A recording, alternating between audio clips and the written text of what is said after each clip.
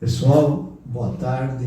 Estamos começando o nosso programa Iluminando o Seu Dia, hoje com uma entrevista especial, uma escritora que vai contar algumas novidades, inclusive quando ela começou. O nome dela é Marília Barga. E aí, Marília, tudo bem? Oi, Rô. Por aqui tudo ótimo, né? Mais feliz agora por estar aqui com você e com os ouvintes, falando um pouquinho sobre o universo literário, sobre a escrita. E você, Rô, como está? Estamos bem aqui com esse programa novo, né? Estamos engatando ainda as marchas, mas devagar a gente vai melhorando cada dia mais. Agora conta para mim, quem é a Marília Barga? Olha, a Marília Barga atualmente é escritora, né? Estou aqui para falar sobre isso. Trabalho há muito tempo com marketing, sempre voltado ao mercado editorial, e atualmente eu trabalho como redatora. Então, sempre estive envolvida com livros, com escrita, e é o que eu faço atualmente. Sou uma fotógrafa não praticante também, porque apesar da formação eu não trabalho com isso, mas gosto bastante. E sou uma pessoa normal que assiste Netflix no final de semana e tá tudo certo. Muito bem, Marília. Diz uma coisa, há quanto tempo você escreve? E qual é a idade que você começou a se empolgar para ser uma escritora? Olha, Rô, falar pra você que eu escrevo desde que eu aprendi a escrever, na verdade. Por quê? Desde que, quando eu era pequena, né, eu já escrevia contos. Tanto que eu me recordo que entre 6 e 7 anos eu já escrevi um conto muito bacana sobre uma caneta que tinha medo de morrer, acabou a tinta. Porque ela via que a tinta dela, do tubinho, estava acabando. E ao final da história ela descobriu que ela era uma caneta tinteiro. Então, assim, foi o meu primeiro conto. Então, assim, eu considero que desde quando eu comecei a escrever, eu já comecei a produzir textos literários. E com 12 anos eu já escrevia crônicas que chegaram a ser publicadas, né, no Diário do Grande ABC. Então foi um processo assim que começou desde nova para mim. Isso é muito legal saber, né, que você começou cedo, e isso é importante porque para as pessoas, para o jovem que fica pensando que escritor é só quando o cara está lá com 70, 80 anos de idade, né? Então, sabendo, por exemplo, da sua história, que você começou jovem, isso é muito legal, porque vai estimular as pessoas. Sim, a gente sempre vê, né, principalmente na escola, aqueles escritores póstumos, né, naquela pose clássica, né, sisuda, né, de óculos, aquela visão daquele senhor, né? Então a gente acaba estereotipando a imagem do escritor como um velhinho sábio, né? Você é suspeito para falar, né, Final Rô? da vida. Exatamente. Mas não, né? A gente, com a modernidade, a gente percebe que qualquer um pode iniciar, né, na escrita. Gostar, não precisa necessariamente ter isso como uma profissão, ter isso como um meio de vida, mas praticar por hobby também é algo muito precioso e válido. Você já deu alguns detalhes aí de quando começou, mas qual foi o seu primeiro livro? Então, para falar a verdade sobre o meu primeiro livro, vamos lá. Com 18 anos, eu escrevia semanalmente num blog chamado Eu Li e Ria. Eu escrevia vários contos, né? E por volta, né, da cidade 18, 19, eu tive a ideia de escrever um livro, né? Na verdade, eu tive uma inspiração e comecei a colocar em prática. fui escrevendo e no final resultou no livro, né, que hoje está publicado com o título Grilhões do Amor. Mas, sendo sincera, o primeiro livro que eu comecei a escrever e não terminei foi com 15 anos. Chamava-se A Flor das Galáxias. Não cheguei a publicar, mas nem a dar continuidade. Então, o primeiro oficial foi o Grilhões. Você parou na primeira galáxia? Não foi muito adiante, viu? Não decolou. Não chegou até lá. Mas quem sabe um dia, né? E os grilhões do amor? Qual foi a forma que levou você a escrever esse livro? Eu já li o Grilhões do Amor, é excelente o livro, mas ela vai falar sobre o livro. Eu sou suspeito. Ele é suspeitíssimo para falar do livro. Na verdade, como se trata de uma obra que houve uma inspiração mediúnica, os personagens, o enredo, estavam prontos para mim. Eles vieram intuitivamente, né, para eu escrever mesmo. A parte mais técnica do livro, que retrata orixás e fala um pouco sobre a mitologia africana, essa parte eu realmente tive que pesquisar para enriquecer o livro com mais detalhes, né, sobre toda essa questão do sincretismo religioso. E o interessante é que, enquanto eu recebia essa intuição e escrevia, eu mentalmente me confrontava. Eu falava, nossa, será que o que eu estou escrevendo está correto com a época, com a data, com os detalhes? E quando eu parava para fazer uma pesquisa histórica a respeito, eu percebia que realmente os detalhes batiam. Então eu não estava escrevendo, como diria, nenhuma asneira, né? Então, neste caso deste livro, foi esse o processo. Os outros que você escreveu antes, né, para a revista, para todos esses locais, você também teve essa inspiração ou não chegou a esse ponto? Não, os outros contos, né, que eu escrevi, e também meu segundo livro, né, sempre foram assim, ideias do cotidiano. Como eu disse, né, quando eu comecei a escrever com 7 anos, eu vi uma caneta e de repente, poxa, essa caneta pode ter uma história, eu vou falar sobre ela. Então os insights para a escrita sempre vieram do meu cotidiano, de ter um olhar diferenciado para as coisas que acontecem no dia a dia.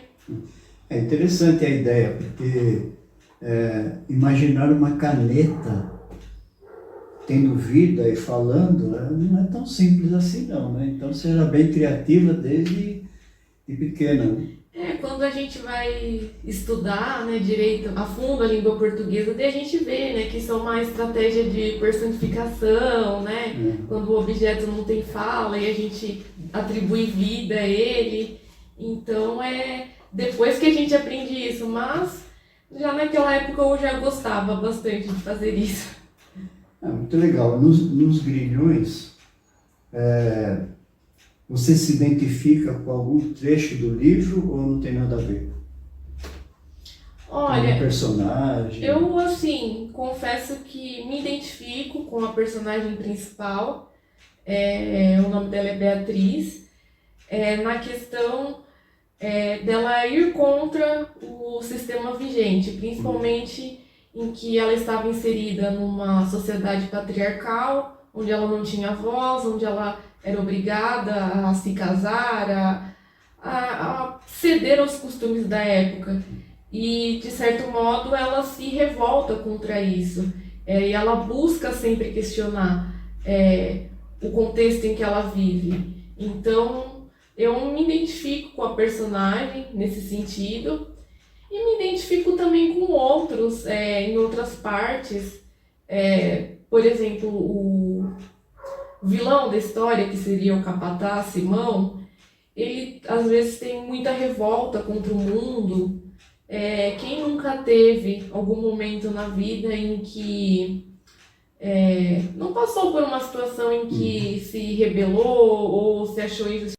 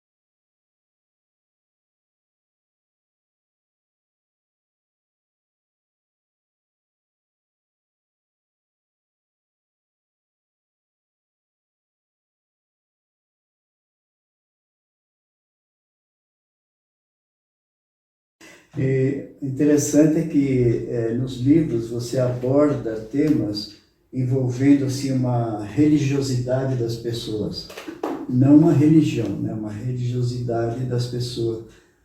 Por que essa diferença, vamos supor, nos Grilhões, você parece que aborda mais fatos relacionados ao candomblé, mais aquele misticismo, e no Corvo está mais relacionado à igreja cristã, né? É isso? Então, é porque muitos dos hábitos que as pessoas tinham antigamente envolviam a religião, né? E até hoje, né, a gente percebe no dia a dia. Realmente, então, o Grilhões, por estar no Brasil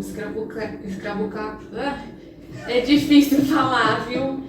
O Brasil escravagista, né, nesse período, ele vai tratar um pouquinho mais do que tínhamos aqui, né? Que era a mitologia africana, né? O sincretismo religioso que estava acontecendo para os escravos conseguirem manter a sua religião, né? Transformando, por exemplo, em Ançã, em Santa Bárbara, né? Para poder realizar seu culto. Então, vai abordar mais essa questão. E, enquanto isso, o Corvo da Catedral vai falar um pouquinho mais dos princípios do cristianismo, né, que também sempre foi muito forte em todo o mundo, né, em todo o Ocidente. Isso é relacionado mais ao cotidiano das pessoas e como fatores que as pessoas não que iam contra, mas um fator de reflexão sobre a vida. Por isso que traz essa questão religiosa. O que eu achei interessante nos teus livros é por você ser uma jovem e no segundo livro você escreve algo do passado, bem passado, né? Não sei nem se sua mãe naquela época estava viva, acho que não, né? Então é interessante, você fez, como você disse, você recebe uma intuição, vamos dizer assim, né? E você fez muita pesquisa além da história que você recebeu, ou você recebeu um tema e desenvolveu por conta própria? Rô, eu sempre faço muita pesquisa histórica, só que eu não faço pesquisas históricas referentes a grandes eventos. Existe um tipo de história que é a história do cotidiano, que se refere a como as pessoas viviam antigamente, como que elas comiam, como que elas se vestiam, quais eram os tipos, como elas moravam, O que existia na época. exatamente, quais eram os recursos que elas tinham. Será que elas tinham uma caneta para escrever? Ou era pena, tinteiro? Então, assim, eu leio livros de histórias do cotidiano para me ambientar na época, para saber como as pessoas viviam, para poder colocar isso dentro do livro. Eu não posso escrever um romance de ficção histórica falando que a personagem mandou um WhatsApp para alguém. Em 1800 não Em 1800 e bolinha não tinha, então eu tenho que saber o que tinha naquela época à disposição. Tenho que entender as diferenças das classes sociais também que existiam, para saber o que eles faziam, quais eram os acessos que eles tinham. Então, sim, sempre faço esse tipo de pesquisa. Porque você coloca muito bem isso daí no livro, tanto nos Grilhões como no Corvo, né? A pessoa que lê o livro, ela vai sentir que está junto ali naquela época. Não tem, que uma vez eu vi na televisão, era uma novela, e a escrava estava debulhando milho com luva de plástico, né? Luva de latex, que não existia na época. Então é muito importante, né, no caso, um escritor, uma escritora, fazer pesquisas. Porque a gente dificilmente consegue fazer um livro 100%. Por mais que faça revisão, tudo, sempre aparece alguma coisinha, mas não é algo grave. Agora, o problema é quando você erra na época. Né? Você coloca um computador, um celular, por exemplo, em 1900. Exato. Não, só se a pessoa estivesse sonhando com o futuro, né? Ela tivesse uma visão do futuro, algo assim. Mas eu acho que nem somente pela questão de época. Para qualquer tipo de livro que a pessoa for escrever, ela vai ter que ter um estudo. Por exemplo, imagina que alguém está escrevendo sobre um romance policial e tem um médico que vai fazer toda a perícia. Ela vai ter que entender como que funciona uma investigação, ela vai ter que entender um mínimo de como que é o trabalho do médico, para ela escrever aquilo com propriedade, nem que ela tenha que consultar, fazer uma entrevista com alguém que é realmente da área, para ela enriquecer o livro, para ela realmente fazer com que o leitor se sinta dentro daquela história. Porque quando o médico, dando o exemplo do médico, ele atende o paciente, como que ele faz para atender o paciente? Se ele precisar passar uma notícia ou um diagnóstico, né, grave, como que ele faz para falar com o paciente? Sem chocar muito, né, porque já é um diagnóstico problema, vamos dizer assim. Então ele tem que saber como faz isso. Se o escritor não pesquisar, não conversar com um profissional da área, ele vai falar o que ele acha. E, por exemplo, um médico, ao ler o livro, vai ver que aquilo ali está totalmente fora. Tem que entender, né? E eu acho que é isso, para qualquer escritor de qualquer tipo de gênero, eu acho que tem que ter essa pesquisa, mas aí vai depender, né, do que ele está escrevendo. Como eu escrevo sobre ficção histórica, né, eu tenho que estar antenada nessa área.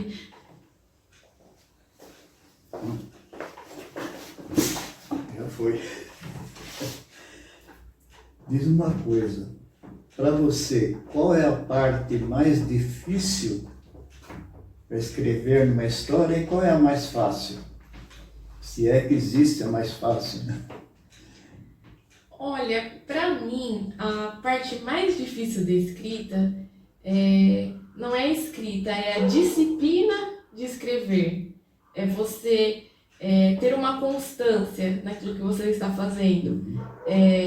Estabelecer um horário de escrita, um horário de revisão, algo assim, porque no meio de tantas atribulações do cotidiano, escrever acaba se tornando algo secundário. Então eu acredito que arranjar um tempo para me dedicar a essa parte da minha vida que é o mais difícil para mim. E acredito que também seja algo que muitos escritores também têm, porque pensam, vou escrever quando eu estiver inspirado, vou escrever quando eu estiver com motivação, com tempo livre. Mas a gente sabe que se você realmente quer ser um escritor, você tem que estabelecer uma disciplina para realmente ver os resultados, né? E outra coisa, quando você está escrevendo, você faz alguma coisa diferente para, por exemplo, ouvir música, ficar cantarolando? O que você faz quando está escrevendo ou se concentra 100% na ideia e na escrita? Eu acho que eu não respondi essa outra pergunta, né? Vamos lá. Qual que era a parte mais fácil? Eu acho que eu só falei dos problemas, né? Do ser humano mesmo, só fala da parte difícil, né? A parte fácil, né, não fala, né? Esquece. Eu não respondi outra pergunta. Eu acho que a parte mais fácil realmente, pelo menos para mim, é realmente sentar e deixar o fluxo de ideias vir ao papel. Porque enquanto eu estou nesse processo, não estou pensando em vírgula, não estou pensando em ponto, não estou pensando em nada. Eu só estou fazendo aquilo que eu gosto, que é escrever. Então, pergunta respondida, né? E agora vamos para a próxima pergunta, que é se eu tenho algum tipo de ritual, né? Alguma coisa assim, durante esse processo. Sim, eu tenho. Eu sempre limpo a minha mesa quando eu vou escrever, né? A minha escrivaninha. E eu acendo uma vela. E eu escrevo o tempo dessa vela acabar. Então eu tenho sim. Eu me coloco à disposição para escrever até a vela acabar. E você pega aquelas velas normais ou aquela de 1 metro?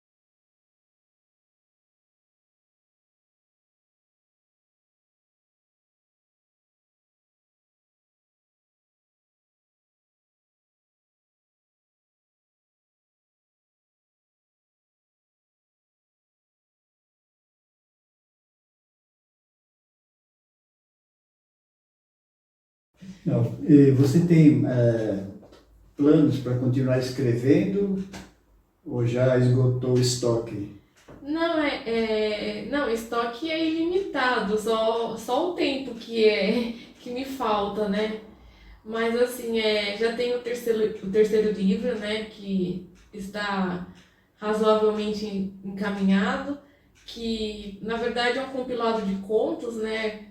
Ao longo da minha trajetória eu já tenho aí um acervo com mais de 60 contos. Então esse próximo livro eu pretendo fazer uma antologia, né, com os melhores, né, e publicá-lo, mas não tenho data, não tenho nem título, para falar a verdade, porque eu vou ter que ver quais os textos que eu irei realmente selecionar para ver se ele vai ter uma característica mais reflexiva ou bem-humorada, vai depender dos contos selecionados. Ok, bom, estamos chegando quase ao final, mais um pouquinho. Então, gostaria que você fizesse as suas considerações finais e fique à vontade, se quiser falar dos livros, do que você quiser. Se você puder também, falar um pouco da ligação entre a escrita e a espiritualidade. A questão da escrita e espiritualidade, eu acho que está muito ligada, né? Se a gente for estudar aí, filósofos como Allan Kardec, que fez, né, a doutrina espírita, né? Aí a gente observar também, né, processos de outros médiuns famosos brasileiros, como Divaldo Franco e Chico Xavier, a gente vai perceber que muitos dos ensinamentos que a espiritualidade nos transmite, para não se perder na oralidade, são registrados por escrito. Então eu acredito que ela se utiliza dessa ferramenta justamente para esse conhecimento que ela quer transmitir não se perca pela voz, pela oralidade, por um falou para o outro, para que isso realmente fique registrado e que possa ser acessado por novas gerações. Então, eu acredito que ela se utiliza muito fortemente dessa ferramenta. Ok, estamos entrevistando a escritora Marília Barga, autora dos Grilhões do Amor e O Corvo da Catedral. Agora vamos às considerações finais. Fique à vontade para, se quiser passar o site, Instagram, fique à vontade. Só tenho primeiro, né, agradecer à Web Rádio ABC, né, pelo convite, e também a você, Rô, por essa oportunidade, né, de estar aqui com você e os seus ouvintes. E só tenho a agradecer mesmo. Se alguém se interessou pelos títulos, gostaria de conversar comigo, que eu sou uma pessoa bem acessível. É fácil de me encontrar na internet, Marília Bardo, eu tenho o meu site, mariliabardo.com.br. Tudo que é online meu, coloca Marília Bardo, Facebook, Instagram, que aparece e já vão conseguir me encontrar. E seria um prazer aí falar com todos vocês ouvintes, né? E também, né, trouxe alguns livros aqui para um sorteio especial, né? É legal, vamos fazer para os ouvintes, né, esse sorteio, todos autografados, né? Sim, com muito carinho. Opa, isso é ótimo. Bom, pessoal, infelizmente chegamos ao final do programa, iluminando o seu dia pela Web Rádio ABC, todas as quintas-feiras, a partir das 14h15.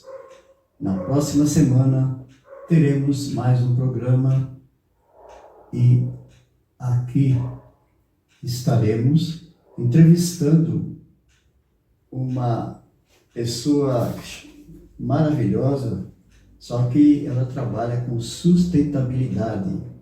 É a Sônia Martinez. Dia 9. Até lá e muito obrigado.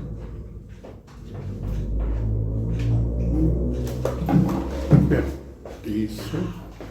Parou aí, ó. Parou.